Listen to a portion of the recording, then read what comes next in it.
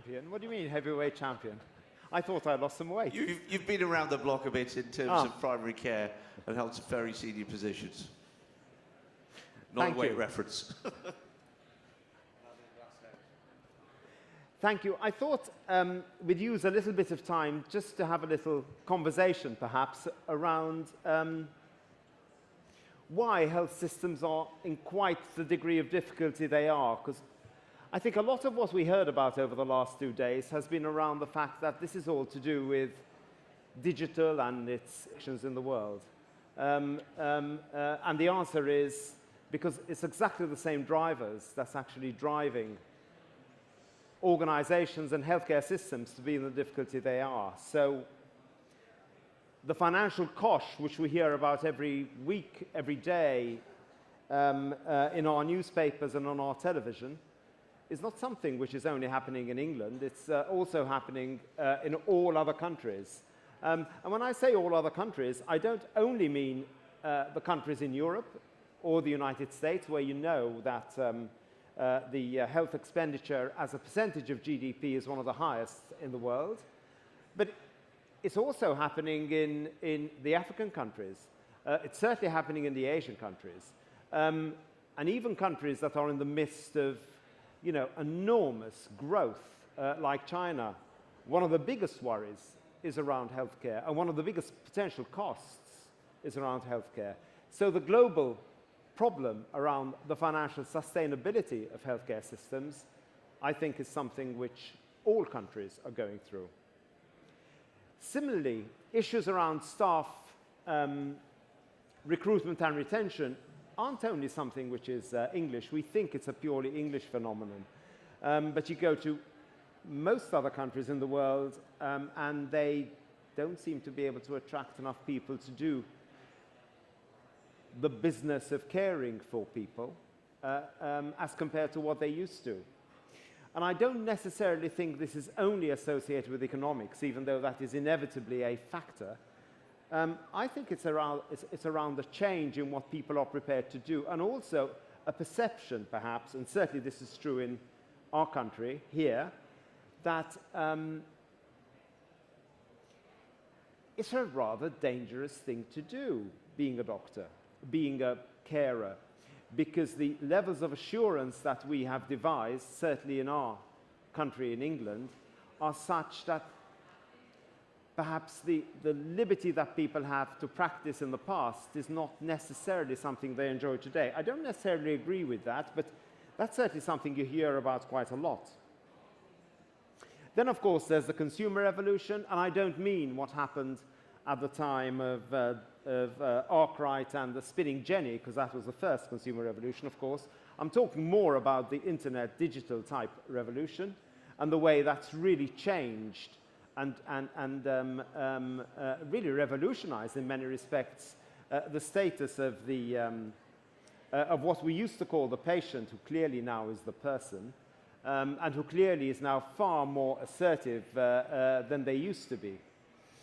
Together, of course, with the increased access, and by access I mean the effect of digital information being available to everybody, which in many respects is probably the most important thing and factor which is going to help us in terms of managing inequalities in healthcare. The old system was only related to who you managed to see, because the only source of information was your physician. But the information which is available now is clearly available to everybody through their phone. Mind you, it's not curated information, but it's certainly information.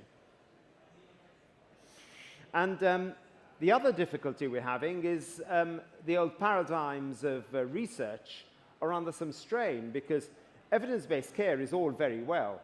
And if you think in terms of the way it's assisted medicine to reach better outcomes, which it certainly has, it really is a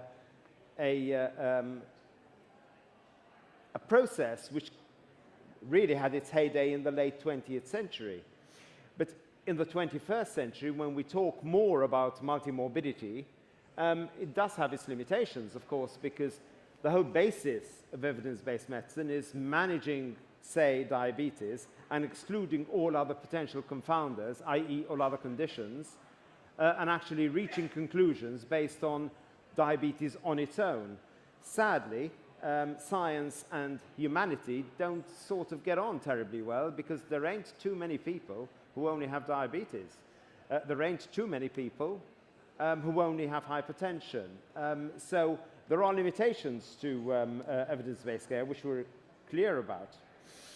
Plus, the consumer revolution has had other effects. The rise of peer groups like, I mean, the most famous, I think, of these is Big White Wall, which perhaps inappropriately has led the professions to feel that they're being disintermediated, i.e. put out of the picture, because people are going to each other because they're not getting what they really require from health and care systems.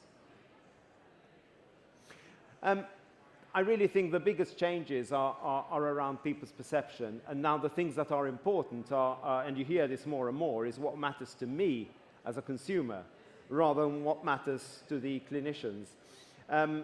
We have done some work over the last few months looking at ethnographic research, for example, amongst older people. And we talk to older people about what they consider to be important. We consider multimorbidity to be particularly important.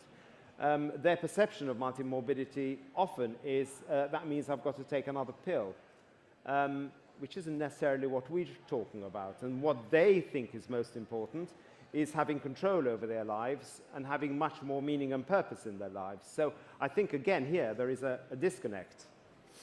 I mentioned the Patient Will See You Now because it's a quite exciting book if you haven't read it. It's worth reading. Eric Topol wrote it. And it really is talking about the way that the health system has sort of turned on its head.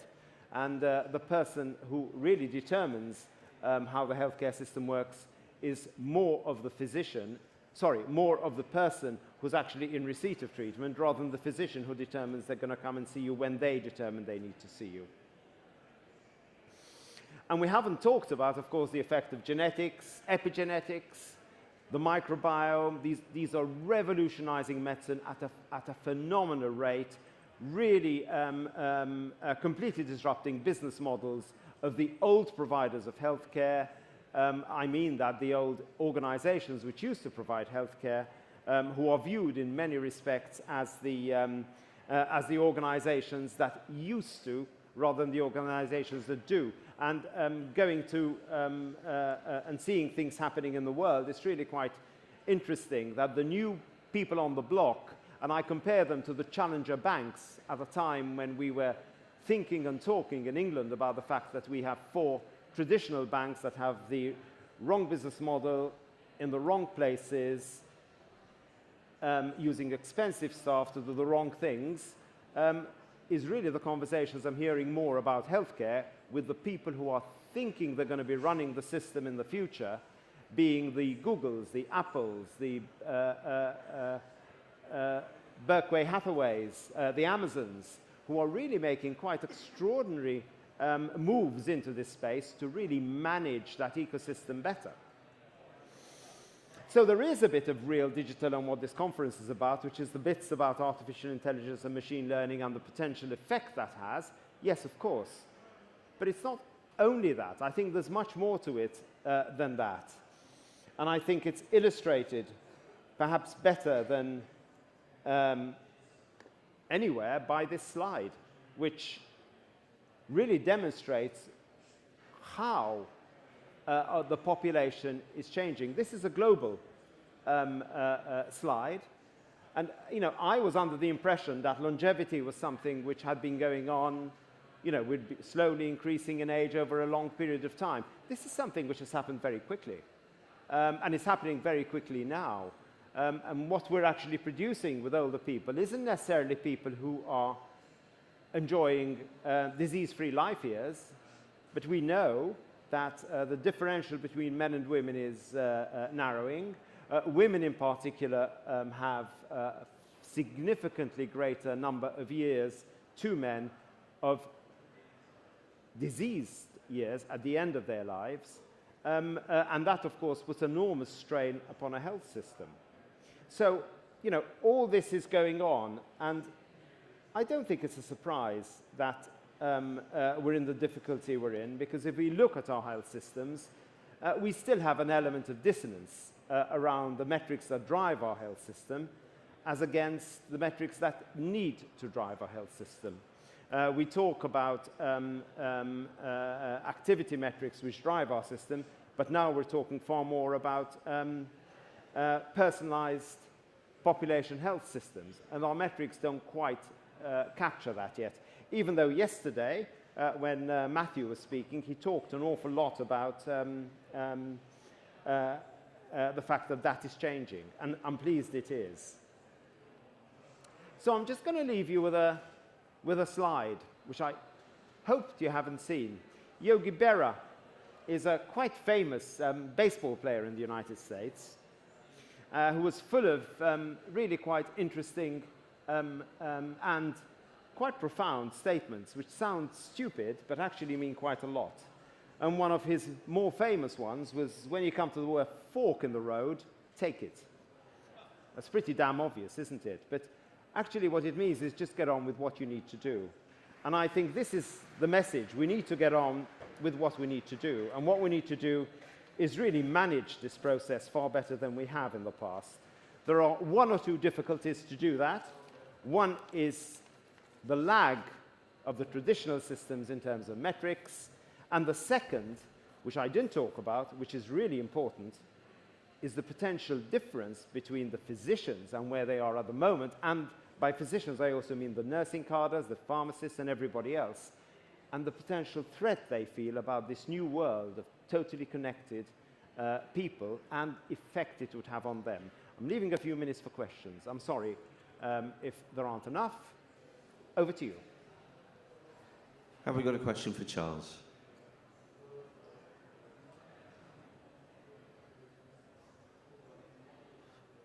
Everybody had a really good night last night. Oh, have we got? We've got one here. Have we got a mic?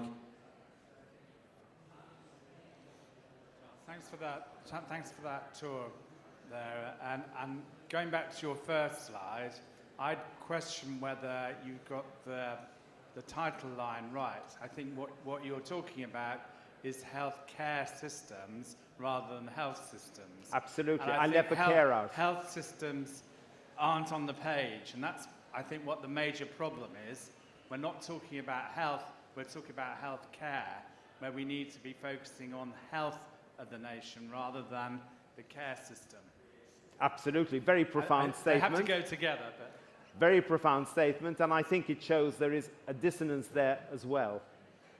And isn't that interesting? It's still there. And I think just as you know, with that lovely graph you showed of the steep rise in life expectancy and healthy life expectancy, one of the grim pieces of news over the last sort of 6 months is that, particularly in England, that steep rise seems to have come to an end. And we've got to look very carefully at what we do, because this, as it were, free gain that we got might be disappearing in the next generation if we don't get to the source of it, which is about population health. Thank you. Any other questions? Okay, it's coffee time. Thank you. See you in half an hour.